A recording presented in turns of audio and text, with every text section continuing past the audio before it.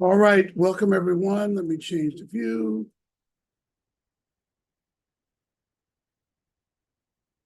Welcome to our fourth meeting, but I think probably one of the most complete ones we'll have.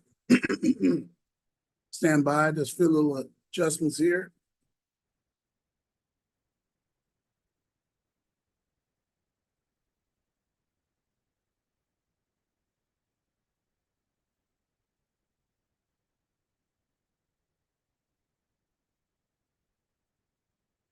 All right, there we go.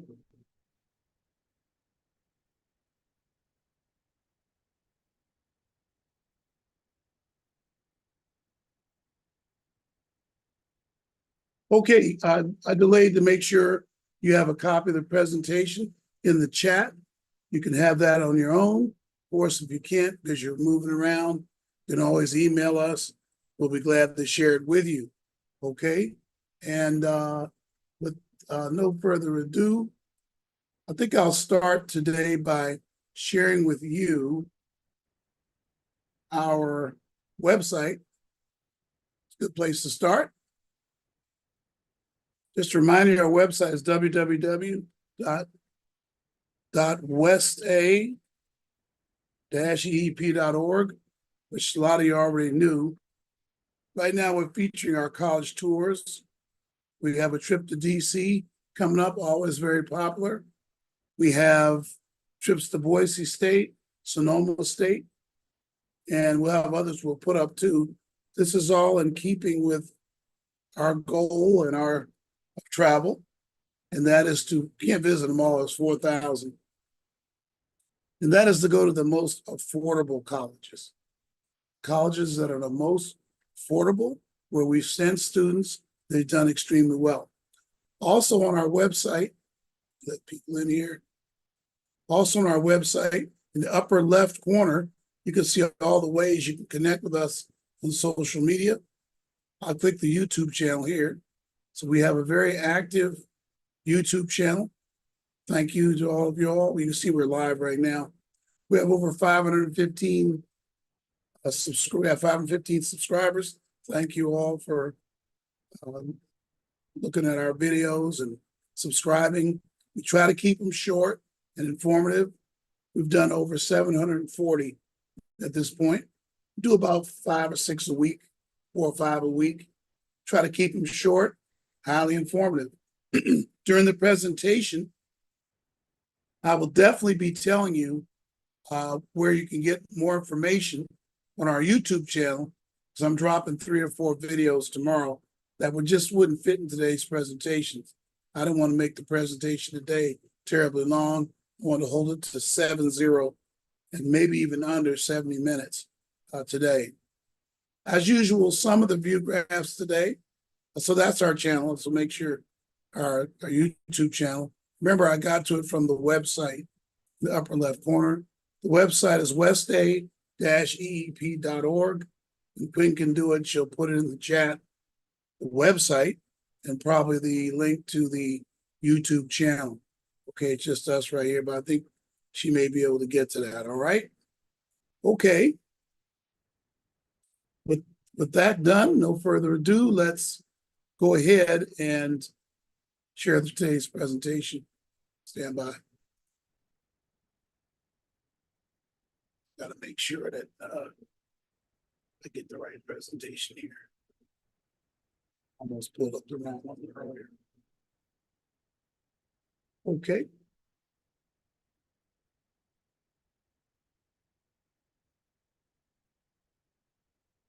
All right. Let's go ahead and, like I said, this is our 4th meeting.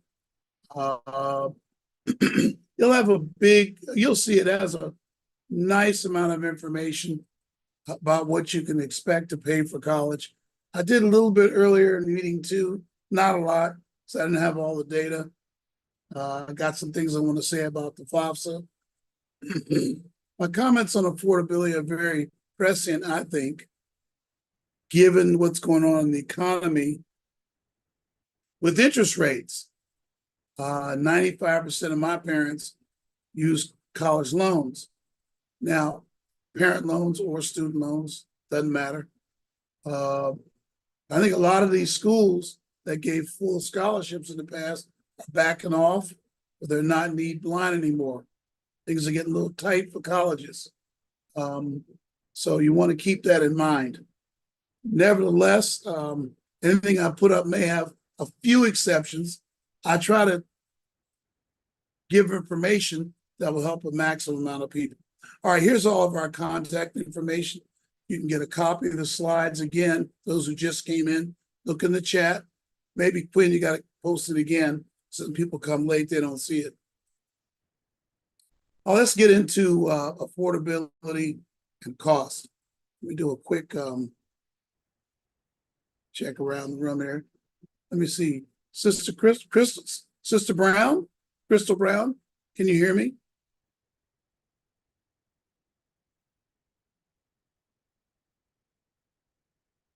I guess she can, or is she driving? Let's see. Sister Karen Prather, can you hear me? Yeah, we can hear you. Good, okay, because I want to be sure I'm being heard.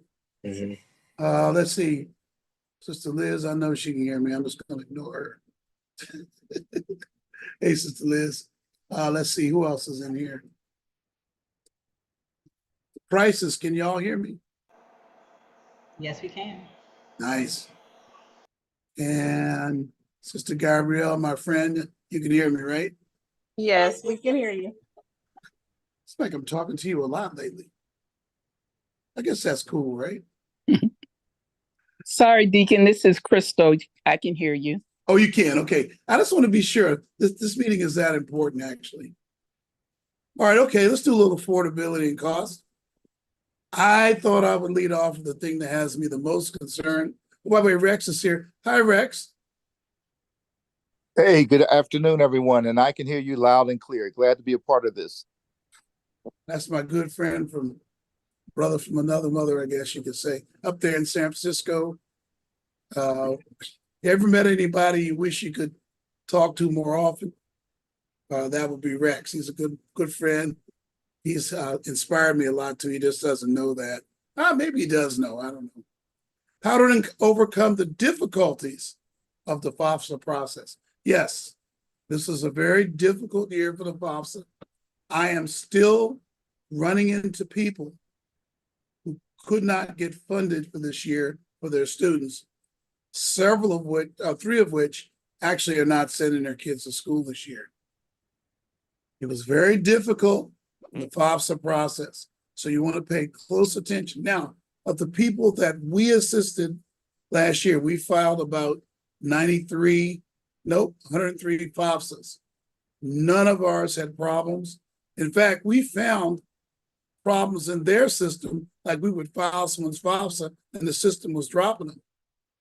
We were able to detect that early. But let's go over how to overcome some of these difficulties. Yes, the FAFSA was updated by the feds in 2023-24. Seems like every presidential administration, all of them, make changes to the FAFSA. The changes this time were very, very late, but also very complicated in a way. There were many problems for those who did their own youth FAFSA, about 25 to 30%. This is what the federal government says, of people had problems.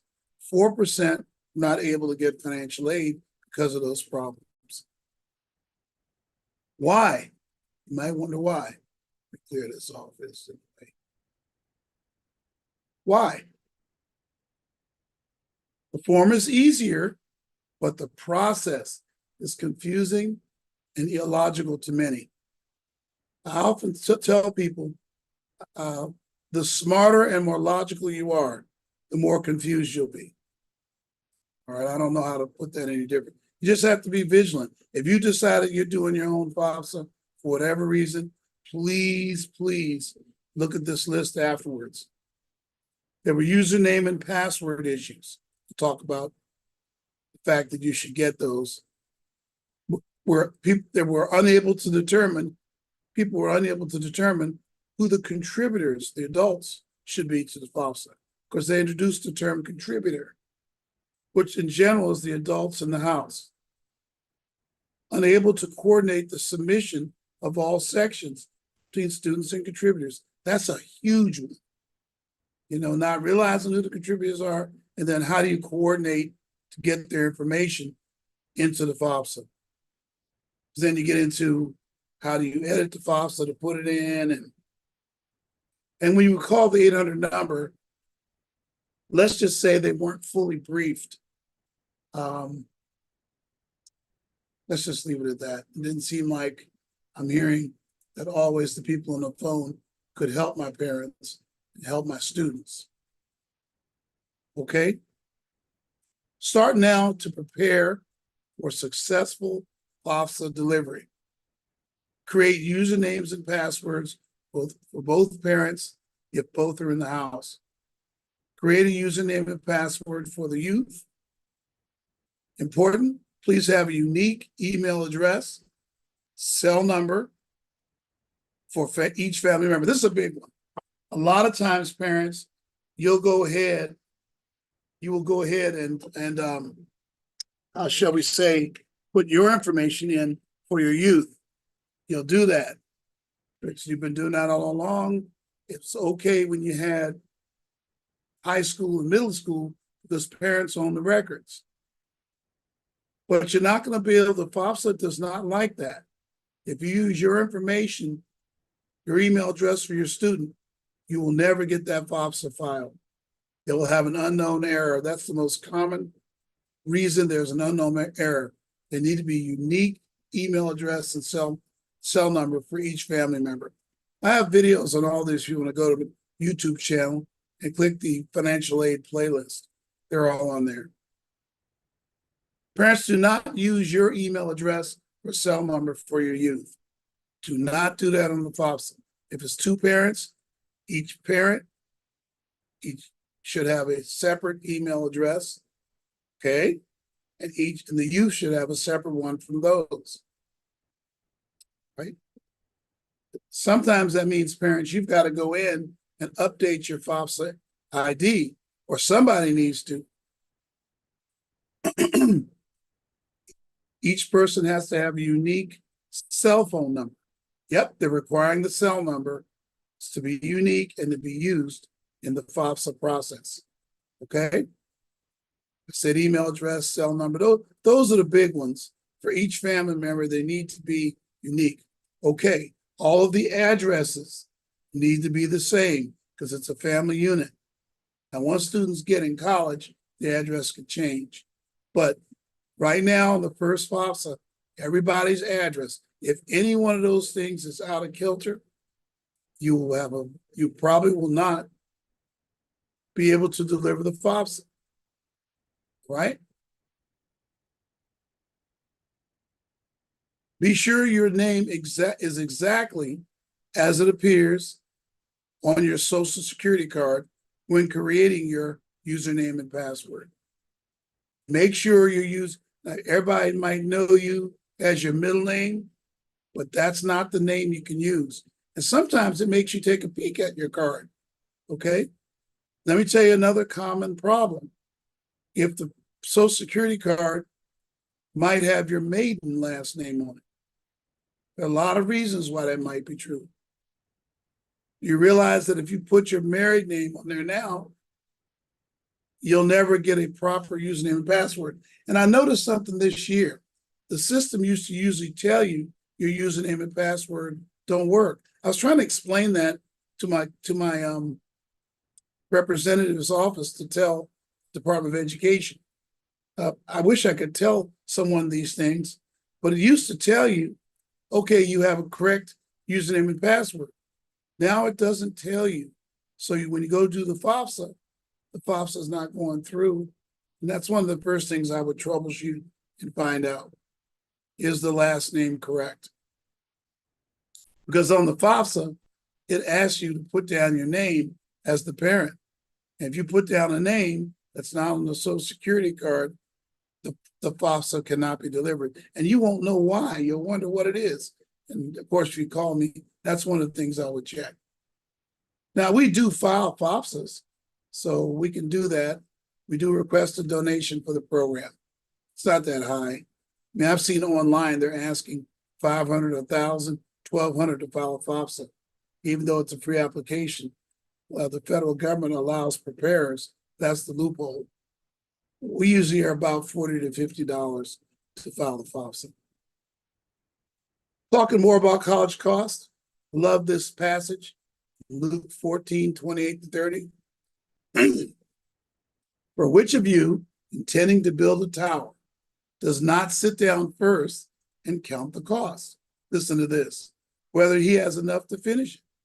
All right, verse 29, lest after he has laid the foundation and is not able to finish, all who see it begin to mock him, saying, this man or woman began to build and was not able to finish. The most common reason nationally for students not finishing college. A lot of you may have friends who this happened to. They may not tell you. They just may say their student came home for whatever reason. But the number one reason I see outside of my program, because in my program, parents may take out loans and pay a lot for college, but they know and expect it and can make provision for it. But outside of the program, it's a known fact. The most common reason that students don't finish the first college they go to is because of cost. So we got to pay attention to cost, especially with the realities of this economy. Let me quickly run through a few slides. It won't take long. I'm gonna run through and talk about some of these actual costs because they jumped. When I first did this type of presentation, I think it was 2 years ago, one of the first YouTube videos I did, the cost for a lot of these colleges has jumped $15,000 to $20,000. Loyola Marymount practically shocked me this year. Accept the reality that private college and most out-of-state public colleges are very expensive. Remember the 1/3 rule. When I show you these costs, in the best case scenario for you, parents can pay 1/3, the school pick up 1/3, and student merit will be another 1/3. What happens is if the student merit is smaller, that's this gray part over here, parents, this gray portion over here. If that, that's going to use my graphic board, stand by. I use my board, isn't that nice? All right. So right here, if that portion right there, parents, is smaller, who do you think is going to pick up that cost? The parent, not the school. There are some schools that will, but most private schools, the predominant majority, the parent picks up that cost. So if there's students listening in, all I can say, let me just do that now. If there are students listening in right now, I cannot stress to you enough, you need to be sure that this 7th semester, you are banging in your grades and you are on it. Let me suggest some things for you, students. All right, let me put in the no jab rule. Parents, no elbows, no jabs. You need to limit your social media. That part of your brain needs to be released for you to do well in your classes this semester. You need to have a great semester because it impacts on the cost of college. It's your last chance. I know that last year was the last one where you could mathematically affect it a lot, but you could still have some effect this semester from schools that request the 7th semester grades. So this chart makes me think about that. That gray part there is me assuming it's 33%, that the GPA is high enough to get the highest merit award, okay? Or a very high one anyway. The highest would have been 50 for most schools. Now, I know what a lot of people think when they see this is, oh, well, if I have a student that has a lot of financial need, right, then this thing needs to have a need-based slice. You're right, but as I said, this presentation, oops, I'm sorry. If you look in the lower right corner here, let me go back up. It's assuming 3.8 unweighted, and a family income of 75,000 plus. There are some schools where 75 to 125, they quote guarantee you no loan, but they're going to peak. They're going to peak at two things because they're not need blind. In other words, they can look at your FAFSA before they make the determination. If you don't file one, they just don't consider it. But if you don't file in their priority date, they will peek at that and see. And generally, they want to give it first to students that have the most need that meet the academic requirements of that selected private college. And that's who gets the promise all the time. I've had parents who are in the upper income part just don't get admitted, right? Because they won't admit students. It's a need blind situation. Now, if your income is super high anyway, say it's above their limit, 100,000 or 90, whatever they said, then fair, it seems to be fair again. But I just want to be sure that you know that grades of your grade students are very, very important in making this determination. Let's look at some of these schools. NYU is now 93,000, well, it was just now. So we don't know what it'll be next year. 93,200, what they charge for 2023-24. Or 2024-25, sorry about that. Duke, $91,100. Remember the 1/3 rule. Southern USC, 95,200 per year. Harvard, 90,000 plus per year. Georgetown, 89,000. Loyola Marymount, this one I cannot figure. It jumped.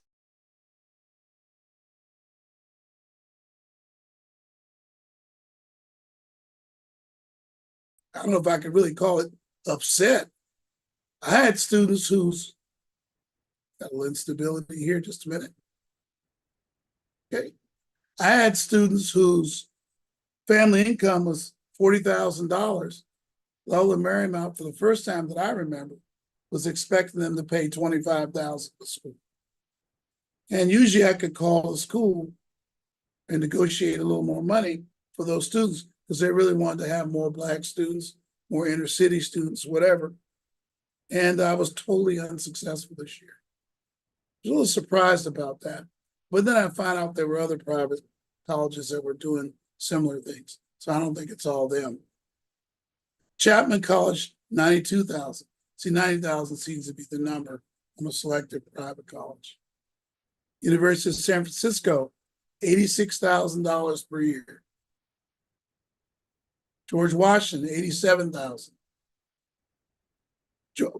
I should say, do I have an asterisk on GW? I don't. Some of these schools, maybe I put it up top. I did, there's an asterisk. There is a little asterisk there because we can have some influence to get more grant money from the school in terms of an alumni award, only because of my relationship with the school. That is the college I went to. And I do admissions work for them. Georgia Tech, $54,000 per year, tuition and board. Now that's when I say, hey, that's a fire sale. Well, remember, Georgia Tech is a state school, but you're coming from out of state, so you're not going to get any grant money from this school at all, whereas a private school, you might get some.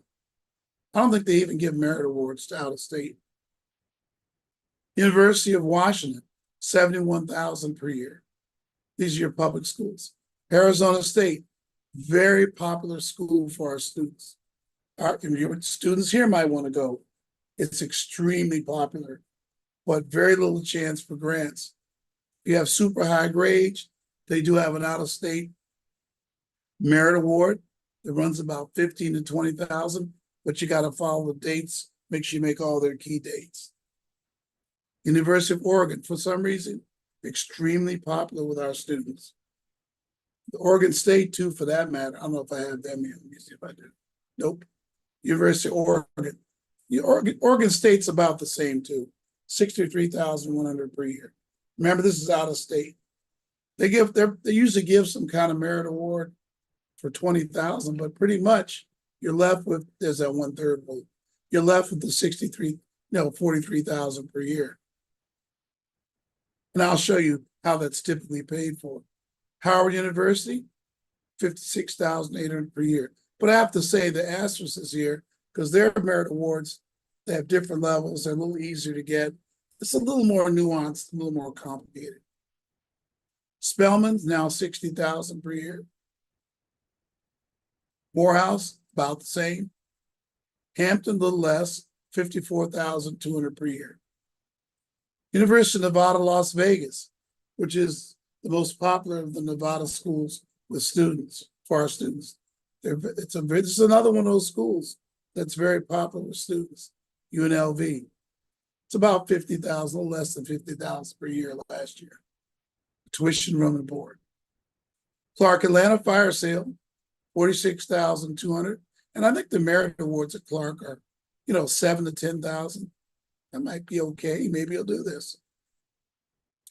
All right. So obviously one of the key things is loans. Your student will take out loans. And a lot of you are saying, well, I don't want them to have loans. I had loans. I understand. But remember, if you don't take these loans, you got to pay these loan amounts in cash. Subsidized loans. The interest is paid by the feds while the student is in college, all 4 years. The interest does accrue 6 months after the student leaves college. Again, remember, if you have any questions, put them in the chat. Quinn, you need to watch for that. Or just raise your hand, and I actually will probably see it. Okay? And There's a question in the chat right now. oh, yeah, let me know. I'll check it out. Let me see here. I cut out some view graphs to make sure we could answer questions. Can we request an out-of-state waiver? Can we request an out-of-state waiver? I guess that means for a private school, hey, I'm out of state, can I get it for lower? No. Let's see, now it could mean a public school. Public university, can I say, hey, I want to pay the in-state, can you waive it? Some schools will waive it. You encounter that with Black schools. Southern University will waive the out-of-state fee if you apply. It's either by December 1st or January 1st. There's another one that does too. I think Norfolk. No. Virginia State does it. If you mean that, all of them don't do that. Nope. All of them don't do that. Homie don't play that. Certain schools do. Maybe you'll ask that question. They'll waive the out-of-state fee. Now, see, now that I said that, that's an interesting concept. There are loads of schools in the West where they'll waive a significant portion of your out-of-state fees. We'll get to that later. So I hadn't thought of it as a waiver. I thought of it as they'll give a scholarship. But it is a waiver. They're waiving a significant part of the cost for students from out of state, particularly California. But Arizona State ain't doing that. University of Arizona ain't doing that. Oregon ain't doing that. Oregon State, Washington State, they ain't doing that. Guaranteed.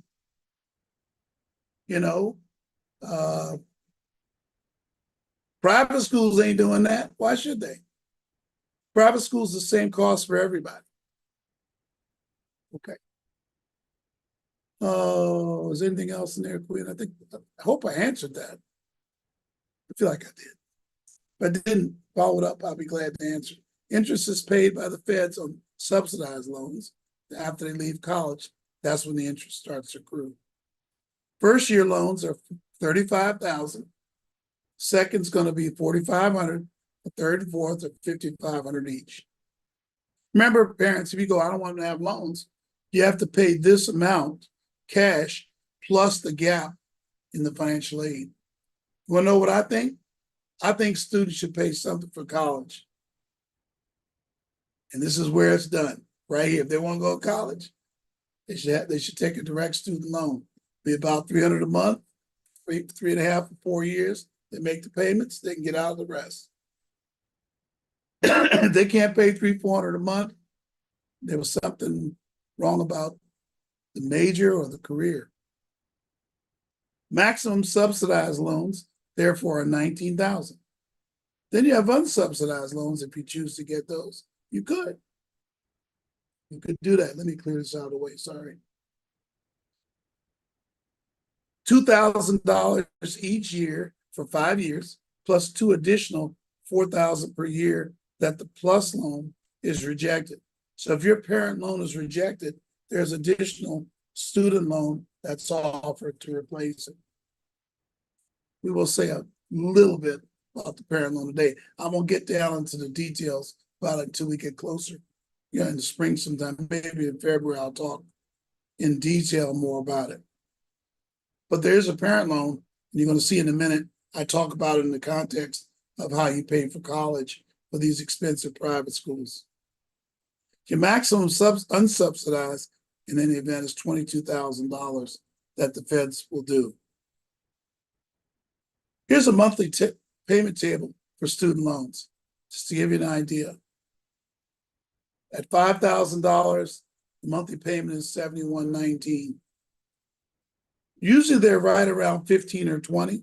So they're going to be $215 per month, up to about $300 a month is typical for a student loan. If they pay the loan on time for 3.5 years, and this is without all the shenanigans they're trying to do now about promising loan forgiveness, and it's illegal, but we'll get to that another time. Maybe I'll talk about that in the video real soon. I've been doing videos on it. So even without all that, you can make your payments, 3.5 years, the government will offer you a forgiveness plan. How will you pay the remaining direct costs for college? Well, operating cash. If you're paying for high school now, you have a clue how much cash you can pay each year. That's a clue. Some of y'all have private schools, tuitions. That actually is a clue. Loans against your 403B or your 401k. Some of you might take loans against that money. Which, by the way, you can set it up so that you take the loan, you set it at the right amount, so that your regular payments coming out of your check will offset it, and doesn't affect your retirement as much. Check with your financial advisor or HR about that. Retirement fund withdrawals. Some people just withdraw from their retirement fund, take money out. Relatives. I highly advise against relatives paying for college. I've seen that a lot. And the problem with doing something for 25 years, you get to see the good, the bad, and the ugly. I highly advise against this. They can't help with indirect costs. The exception would be if you have mentored a young person in your family. Those seem to work out all the time. Like grandma's been mentoring, a relative's been mentoring, even a step-parent's been mentoring. Seems like there's no problem in those cases with them chipping in and paying a little bit. Major reductions in home costs and or your income process. You start doing things different to raise more money, or you just make major cuts in your house. Parent loan plus loan. Notice how I put it last.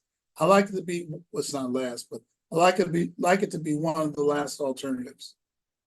But it is the most common. I think about 90% of my parents who have students in private school are doing a parent loan for undergraduate students, which, by the way, is a student loan, but it's really a parent loan. Additional direct student loan if the plus loan is denied. I talked about that earlier. Okay? If there's any questions, interrupt me or put it, tell you what, you can interrupt me and speak up, put it in the chat, or raise your hand. Things to remember about plus loans. Remember, you may have to do it 4 to 5 years. Plus loan table, I'll tell you in a minute. I'll show you the table. There's a commercial credit check each year.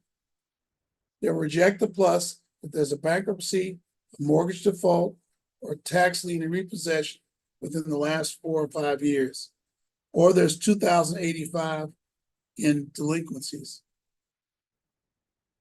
Loan delinquencies. That is an extremely low flying helicopter.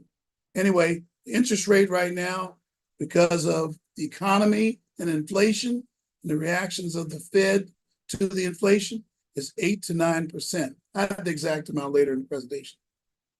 The loan needed might get smaller each year. Might. Depends on the type of youth campus engagement. And in the spring, I spent a lot of time.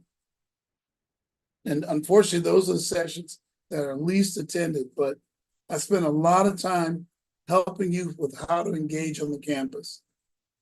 The things they can do to be more cost effective for you each year. All right, and a lot of times when loans are taken out, that conversation needs to be had. How can the student help?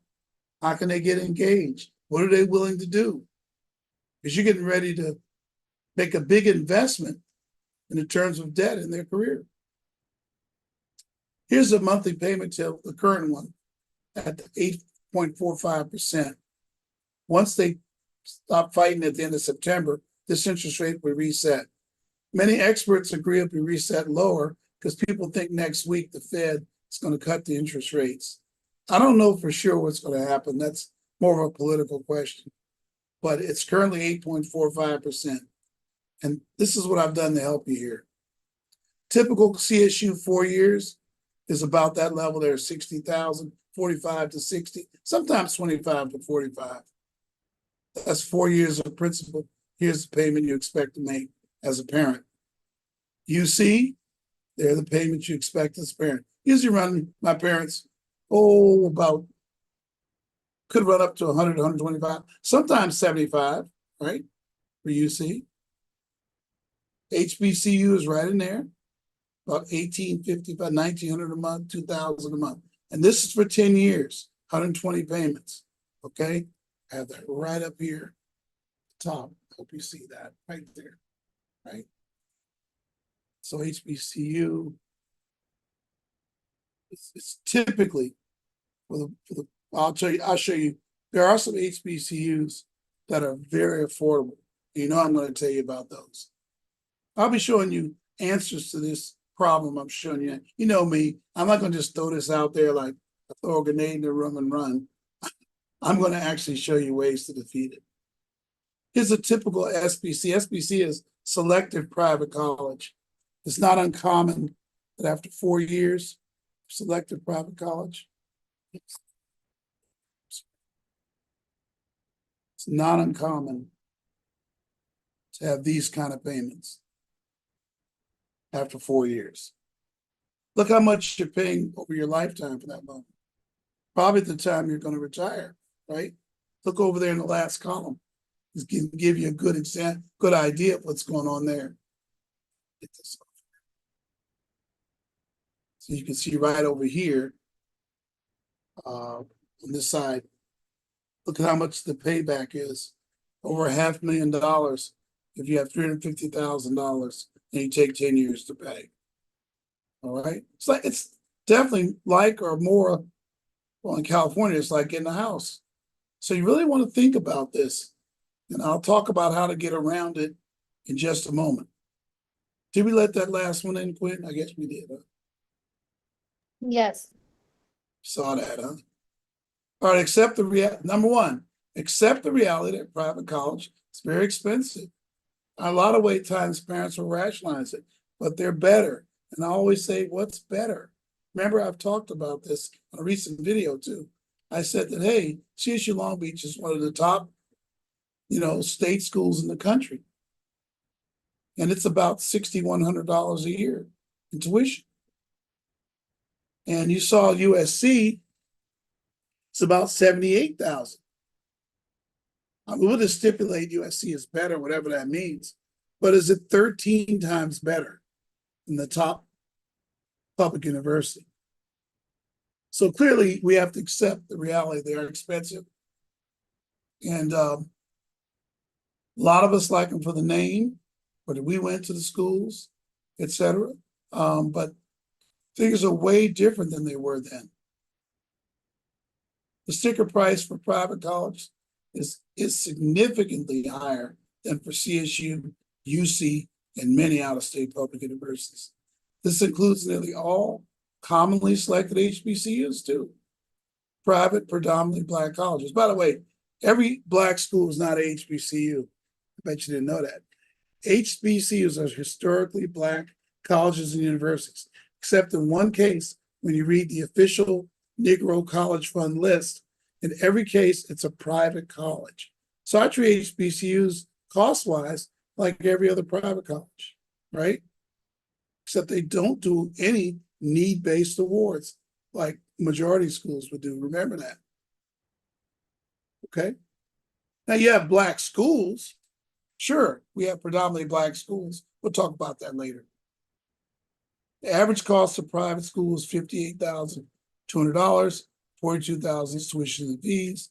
These are averages. Merit scholarships cover up to 1/3 we talked about. Here's an example, LMU is now $93,000.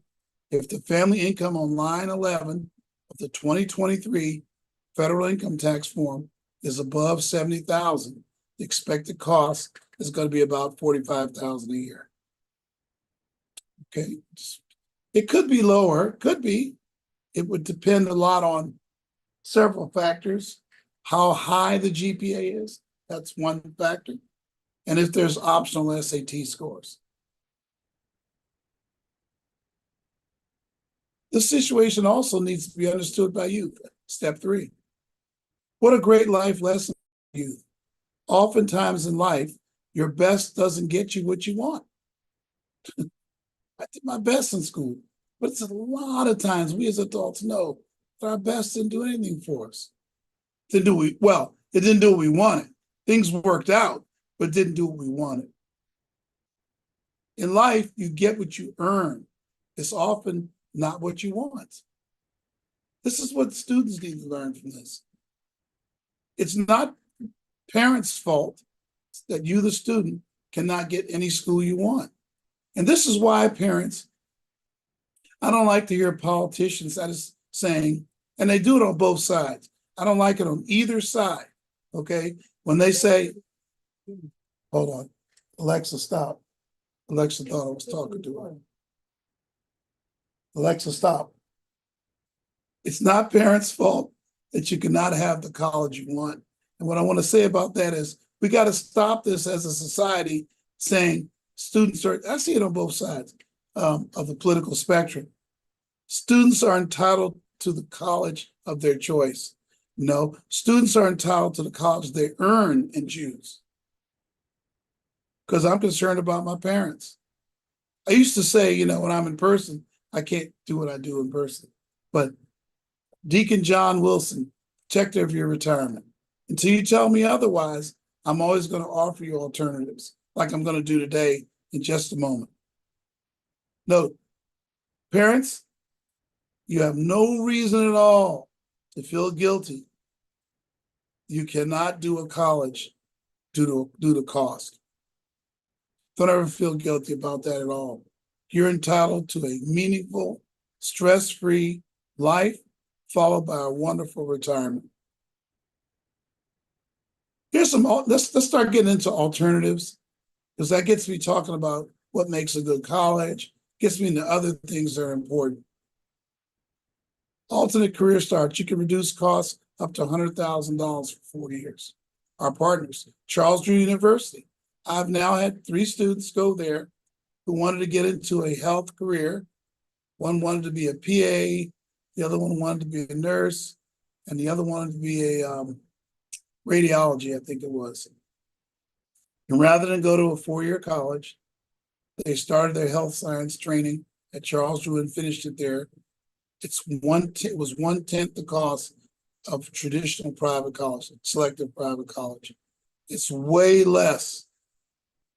So it's way less, and it's a selective, way less than selective colleges. It's an accredited 4-year school. Yep, Charles Drew is. Award-winning now, I hear. Of course, there's trade tech and city college, because you can do parallel career paths while you're getting your transfer degree. You can learn other professions, other things to make some money.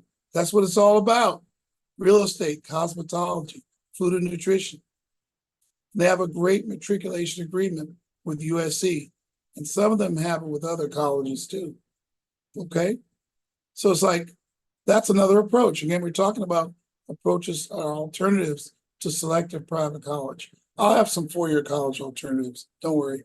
But I want to make sure I show you this. El Camino College with Project Success. A lot of people, About 6 of my parents picked this way and students picked this way last year. It is a great internal enrichment program for Black and Hispanic students. 90% make it to a 4-year college. Professional certificates they can earn while they're doing college prep. It's a great program. It's at El Camino. And we're going to have somebody, I'm going to interview the guy that runs that program very soon. H&R Healthcare is a partner of ours back rolling after the pandemic. Had 2 students go there and get their CNA exam passed. They start their nursing career while they're in 4-year college, right? They can start their nursing career in the summers as a CNA, right? And then you can go on to get your degree. I would not go to for-profit schools. This thing is, I think it's 1,600 now versus 20, 30, 40,000 from for-profit schools to get a CNA. Don't spend money on for-profit universities for that. All right. What else would you say? UCs and CSU are an important, more affordable option. Sorry about that. I should say option. I'll correct these little errors when we post it. UC has 4 essays, no teacher recommendations needed in the main application. And the top 10 to 12% of high school students are eligible. That's the problem. See, if you're in the top 5th, then you're not quite eligible. And you can't know each year what that GPA is unless you go to your school counselor and get some kind of idea. SAT is not needed or accepted at the 9 campuses. These are research schools, okay? They're not, if you look at the majors carefully, they're not fitting you all the time for a profession. It's what you do away from UC in the summers to get you ready for a career. Applications available November 1st. The essays available now. Your students, you should be finishing up your UC essays now. Deacon Wilson, Rex Ridgeway. Yes, Just want to chime in on this with the UC schools. Number one, if any of the our scholars are interested in the UC schools, definitely start working on your essays. What's nice about all the UC schools, you can read the 8 essays. They want you to answer 4 of the 8, and you can start working on them now. The deadline for the UCs are December 2nd, and they have their own submission platform. So you don't use the Common App. You use the UC. They have their own quote unquote Common App. But like you were saying, there's no SAT or ACT required. They're test blind, and it's the key thing is, again, hopefully your GPA is up there. But every one of the UCs, and I've been attending all of their different workshops and information sessions. UC Irvine, UC San Diego, the 3.0. That's what they want, is the minimum GPA is 3.0. Okay. So because they're test blind, they put a lot of weight on the essays. So if any scholars on the Zoom today are interested in the UCs, start working on your essays. Thank you. Yeah, we've already had about 10 do those. If your students didn't get your UC essays done, please get a hold of it. We'll give you help. On the 3.0, yeah, but a higher GPA is probably most beneficial to get into UC. Oh, yeah, right. Don't hear what I'm not saying. It's not like you're going to skate in there on the 3.0. It's just that that's the minimum they say send it in. But if you have if it's under 3.0, don't bother. But surely, it's like anything in life. The faster runner is going to make the team. So if you got a 4.0, that's going to look better than a 3.2. So yeah, absolutely. CSU is no essay, no recommendations.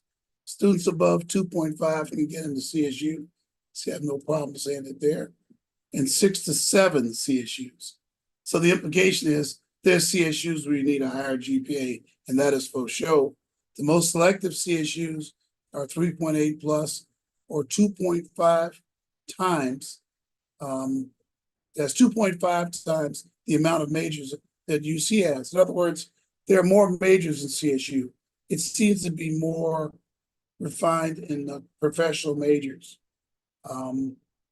There's some CSUs that do a little research, but they're not really research schools. So you have two types of campuses to consider. Applications available October 1st. We've sent already, I gotta correct this, an application data sheet for you to complete if you want us to assist with CSU. The application is not user-friendly. All right? It's just not. I fuss with them every year about that. Typically, it's gonna cost you $18,000 to $34,000 to be on campus. If you're following this, you can see that the lower limits, probably most people will be 18 to 22, 23, which is way lower than the selective CSU. It's like a private college. Yeah, this is all about finding more affordable options.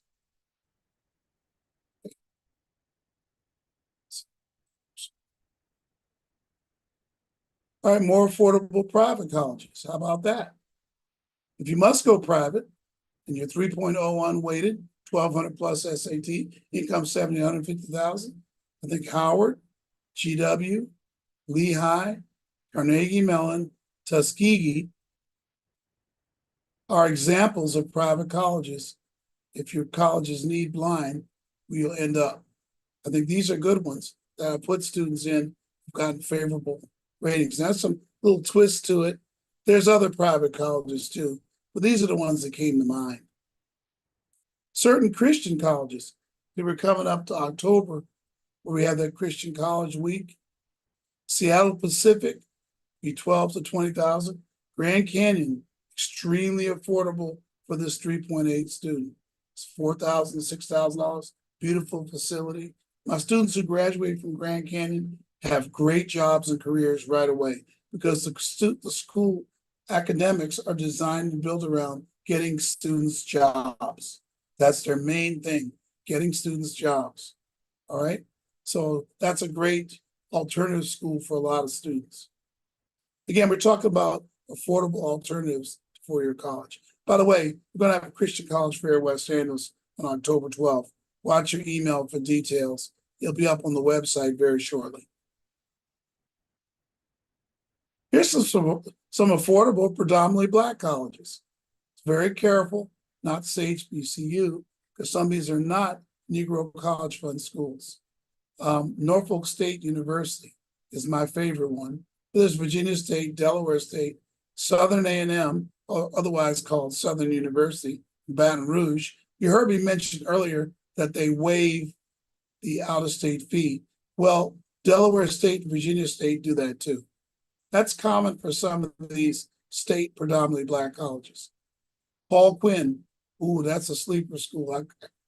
They're a private school in Dallas, but they're very unusual. They remind me of Grand Canyon in that they've held down their costs because they get a lot of corporate sponsorships.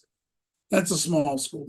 Jackson State jumped on the map when a certain coach was over there. He moved on to Colorado. Talladega College, that's a sleeper school. It's private. I realize it's not a state school. Texas Southern is a good buy. East Tennessee State, another one that's good, and Bowie State University in Maryland. You might look into these schools if your students looking at, the more expensive schools and their GPAs are not extremely high. Extremely high is 4.0 parents. You may want to sprinkle some of these in if they just really want a Black experience and go to school with mostly Black students. All right, I hope that helps. Oh, Prairie View, I forgot about them. That's right. They're in Texas, near Houston. How about the most expensive predominantly Black colleges? Hampton, Spelman, Morehouse, Xavier, Florida A&M, Fisk. You probably knew that. Those are the most expensive ones. Just keeps coming back. Okay? And those are the ones everybody wants, right? So of course they're going to be, because of supply and demand, more expensive. These are the ones everybody wants. Everybody talks about, right?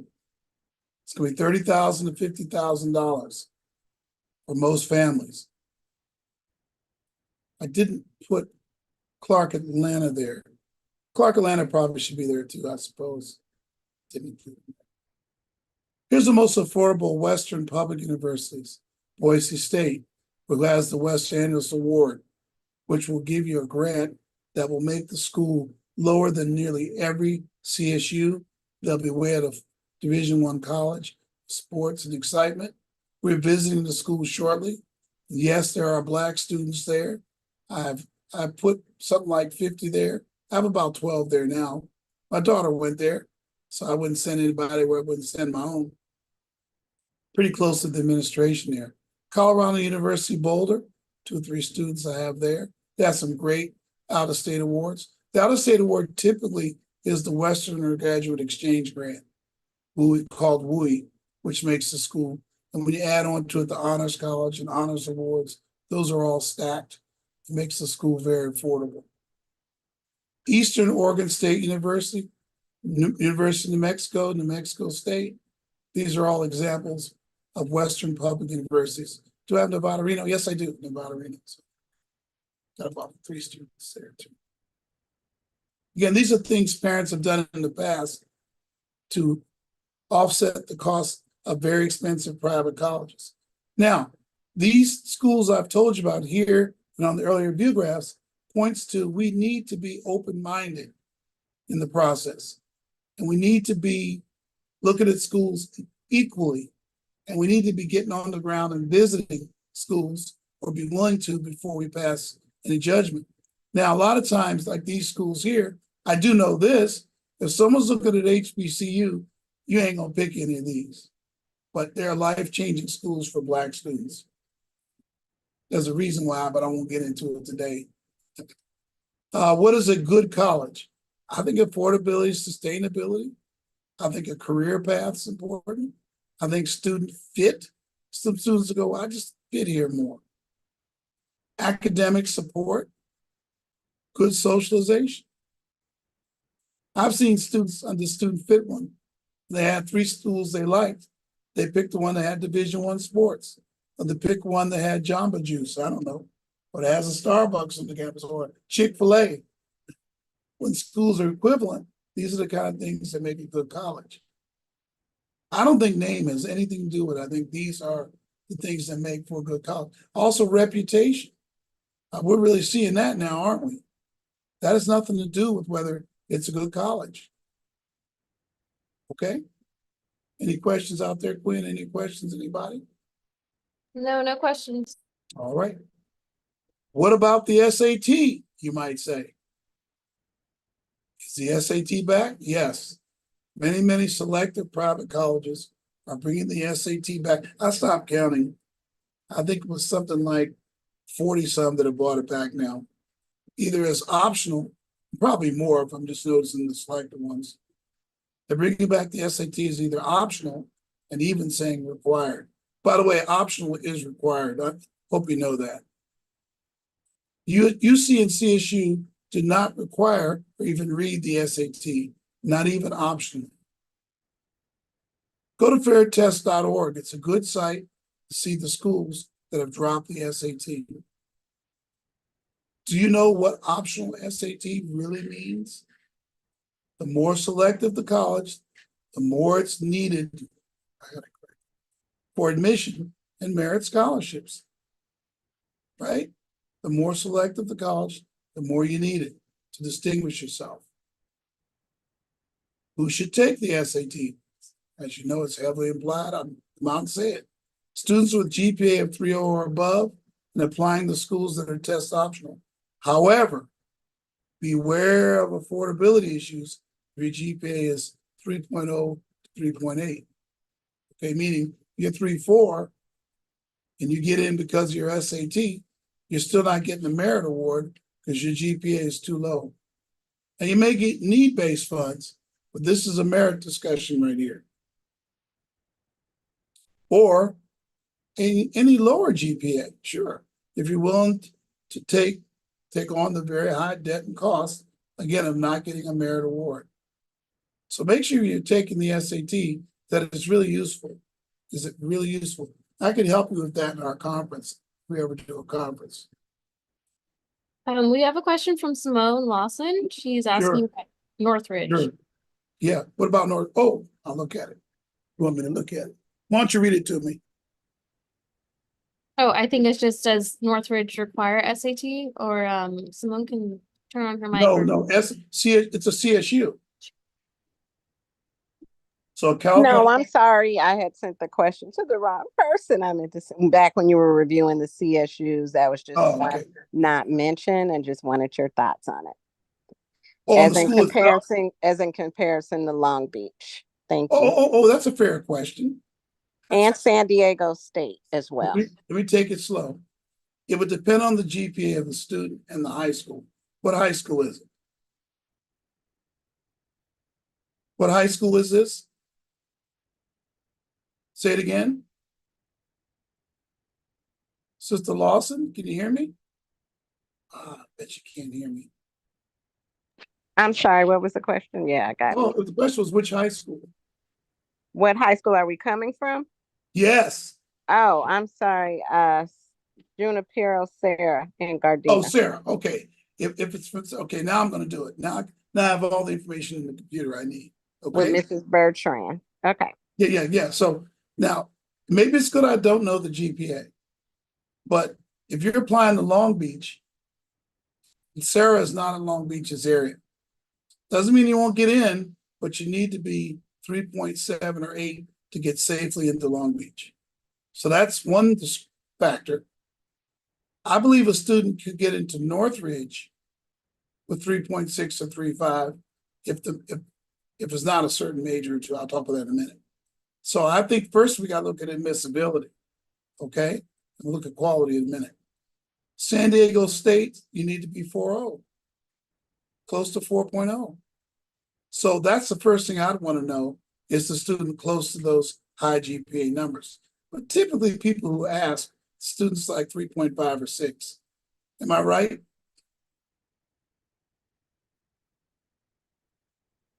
Okay. All right. So it would depend on that. Now, if you say, all right, the high GPA is high, then I'm looking at career and things like that. But those are all very good schools. They're all large. They're large schools, Division I on most sports. They're very similar schools. I had never thought about them that way before, but they're very similar schools. I think you can get a great education at nearly every CSU, but I particularly think those would be good for that. So I don't know how I would make those determinations based on admissibility and career. For example, if I was doing engineering, I wouldn't go anywhere near Northridge. If I was doing TV production, screenwriting, any kind of art, applied art, I would like Northridge then. I would like Long Beach second. I would like San Diego State for overall quality. I hope that helps. I probably over-answered it. Let me know, Sister Lawson, if you have a follow-up. Thank you. Thanks. Yeah, I just wanted your overall thoughts on all three. We're just now investigating. We're in the 11th grade, but we're looking at everything. Oh, yeah, sure. There is a school, Joni, I don't know if you want to chime in, we heard about. I don't know if it's CSU in Sacramento, and it's a Black president. Do you know anything Oh, well, about we got a lot of Black presidents. They're almost ubiquitous now. So the president of Sacramento State is Black. But I say to that, okay. The question is what major. I like Sacramento State a lot. Right. I don't know anything. No matter who's the president. I like it a lot. I like it for engineering. I like it for tech. I like it for political science. I like it for exchange programs, DC. I think it's an underrated CSU. And I'm aware that they're proud of the fact they have the first Black honors college. I've already commented on that on YouTube. What I think about that. It's okay. There's nothing wrong with it. But I was pressed to give an answer on that. So there you go. All right. Anyone else? Those are good questions. Must be Sacramento State is what I'm thinking. All right, we are offering in-person Yeah, SAT. sorry, we have one more question Oh, from sure. Gabrielle. She's asking, what's the general cost for Sacramento State? So like all CSUs, and I mentioned it earlier, and I even know, I'll say what it is for most. For most people who are in that above 60, 70,000 income. CSU is going to run 20, 26,000. I bet you out of pocket. I'll bet you that that school's more toward 20 than 26. Again, that's assuming that the student takes the student direct loan. That's what I would expect to pay for Sacramento State. Funny thing about that is most of that money is going toward room and board, right? It's the room and board you're really paying for when you send a student away to CSU. It's the room and board and your family where they couldn't get, any need-based funds. To get a merit award from the CSU, it's quite difficult. You have to have an extremely high GPA. That's what I think about costs. Any other questions there? Ben? Okay, hope that helps. We're almost done here. We're offering in-person SAT prep for the November and December SAT. Register here, click on programs. Be sure to select the SAT prep class of interest because it'll have November and December. A lot of time people register, they don't tell us which one. So we got to dig into that. Try to pick the one you want. The classes will be on Saturday mornings and Sunday afternoons. Here we go, underline in red. Be sure your youth schedule allows it. Parents, I feel so bad when people sign up for the prep and pay their money, and the students really need to get higher scores, but yet they're too busy. The student schedule, evidently, not only is it too busy, they couldn't see it was busy at the time they registered. Really be sure. And also it hurts us with Princeton Review. When our attendance is not good, I get letters from Princeton Review reminding me they're offering the program to my students, right? Hoping they'll attend and cutting the cost to me. These are $2,300 classes. So Princeton is wondering, am I a nut? So really be sure their schedule allows it. It's not going to have nice attendance numbers. And so they can get what they need to score high. Here's another incentive for you. I thought about not saying this in public, but you know what? I'm going to say it because I know it. Now that I've gotten all the training in the digital SAT, I've seen now 6 classes of students, seen their scores, see what happens. And I've done the paper and pencil for 18 years. I believe that the new digital SAT, it may be a harder test. I'm not sure yet. But all I know is this. It's easier for me and my teachers to raise scores on the digital. It's easier to prep students. Keep that in mind, parents, when you're deciding which things are more important, the involvements or getting them in this prep. If I have 11th grade parents, I think I have 3, you want to think about it in the spring, but try to get it so your student isn't so busy when they take it. Missed sessions due to busy youth makes it a no-value test prep. 16 to 18 hours of prep, look at that cost. It's a $2,400 SAT prep, my friends, if you go online to get it. It includes the book and practice testing with results. Mandatory orientation session we have before each SAT. Okay. Here's some affordable college access misconceptions. On that SAT thing, any questions? Email me, get a hold of me. We're prepping for each SAT right here. The November and the December are next up. So a lot of times 11th grade students who are going to be athletes in the spring, they should prep for the December test and take it, right? If you're an athlete in the spring, parents, they're not going to be able to do SAT prep. They either be too busy or that coach is in control of their lives. And I think I've said this to you all before. There are 3 or is it 4 people that I compete with regularly for your students' time, and I'm jealous of them. Athletic coaches, drama directors, job supervisors, and this one might shock you. Sometimes youth departments and churches. I feel I'm competing. Parents want me to raise the scores, yet they're not able to come, and I feel so bad. Anyway, let me finish off this. Affordable college access misconceptions. The belief that a well-known private high school better ensures a well-known affordable college? I don't know. I have to know the numbers, the GPA. Just because you went doesn't mean, it means you know what, you might get in, but how much you gonna pay if they have a sweet deal with your high school? Our personal experience is very important in this area. More AP classes equal, and there's another misconception. If I take more AP classes, right?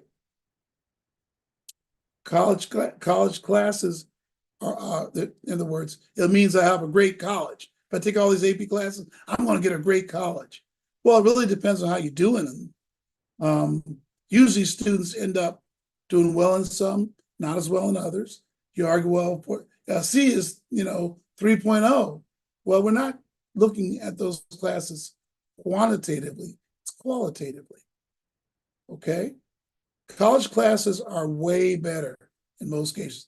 Taking community college, 2-year college classes is really good. When they're reviewing the application, they see the performance in college classes. It's as good or better than AP, I would say. The goal is a well-known or highly regarded college. That's a kind of, I put it as a misconception. The goal should be to start a great career.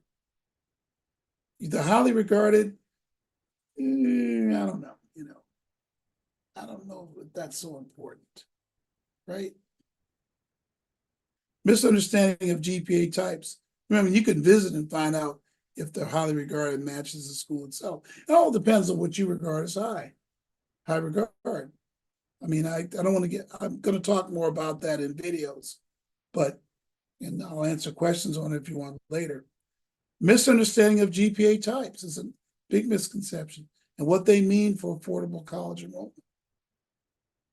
Let's go over this real quick. 4 important things to know about GPAs. Weighted GPA is one term. It's also approximately equal to the UC-CSU GPA on some transcripts. It includes extra points for A's and B's in AP and honors classes, 5 and 4 for AP. In other words, 5, 4, and 8, right? A C is worth 2 points. By the way, even in AP, certain C's are worth 2 points still. Certain ones are not. There's a guidebook on that. Unweighted GPAs, also called total GPA or LAUSD GPA, or if you will, Rex, San Francisco Unified School District GPA. A is 4, B is 3, C is 2, D is 1. That's total GPA. Except for UCs and CSUs, college academic merit awards, listen to this, are almost always based on unweighted GPA. So if you took a lot of AP classes and you got a few B's and C's in there, your unweighted may be way lower than your weighted. Your weighted might be 3.6 and your unweighted 3.0. That's what they're going to look at for scholarships. UCs read weighted GPA. Listen closely. Selected private colleges read AP classes qualitatively, not quantitatively. They may notice if a student took any AP classes, if they were available, because some high schools, they're not available.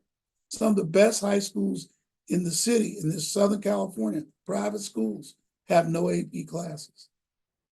So they can't expect them to take them if they don't have them. We got some inner city schools in LA that don't have many AP classes. Okay? But if your school has AP classes, they're going to look and see a selected private college, whether you took any. And I don't think you need to take too many, just some. Final suggestions.